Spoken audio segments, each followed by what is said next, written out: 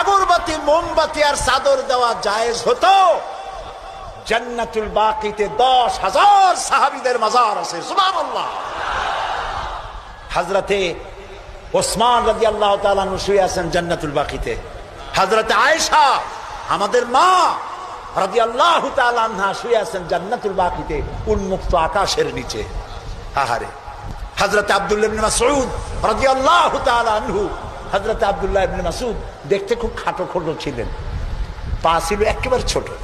একদিন হাদিসে এসেছে, একদিন তিনি খেজুর গাছে উঠতেছিলেন, নিচে সাহাবীরা দাঁড়ানো, এরপরে তার পাও দেখে ওনারা হাসতেছিলেন, এত ছোট পা হাসতেছিল।